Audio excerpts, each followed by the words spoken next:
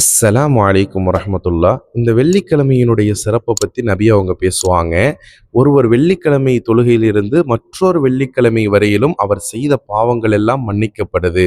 எது வரைக்கும்னா, அந்த வெள்ளிக்கிழமை ஜும்மா தொழுகையில அவர் அந்த கல்லை எடுத்து விளையாடாத காலம் வரையிலும்னு சொன்னாங்க. அந்த காலத்துல கல்லு, இந்த காலத்துல சொல்வதா இருந்தா செல்போன்.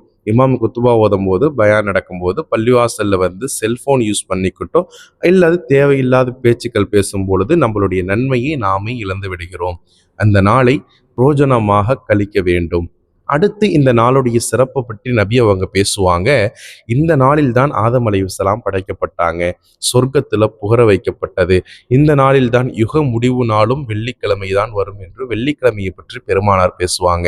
இன்னும் கூடுதலாக பேசுவாங்க, யார் ஒரு அடியான் இந்த வெள்ளிக்கிழமையில் ஒரு நேரம் உண்டு, அந்த நேரத்தை பயன்படுத்துவானோ அவன் சிறப்பு மிக்கவன். நபி அவங்க சொல்லுவாங்க, வெள்ளிக்கிழமை ஒரு நேரத்தை அல்லாஹ் ஒதுக்கி இருக்கிறான், அது ரொம்ப குறுகிய நேரம் தான் அப்படின்ட்டு செய்கனையோடு செஞ்சாங்களாம்.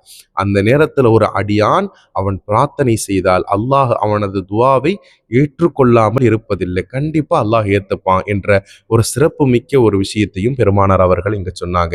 அப்படிப்பட்ட இந்த வெள்ளிக்கிழமையை சிறப்போடு அல்லாஹுவின் அருளோடு நாம் பெற்று வாழ்வதற்கு, நடப்பதற்கு, அந்த நாளை பயன்படுத்துவதற்கு அல்லாஹ் தௌஃபீக் செய்வானாக. அஸ்ஸலாமு அலைக்கும் வரஹ்மத்துல்லாஹி வபரகாத்துஹு.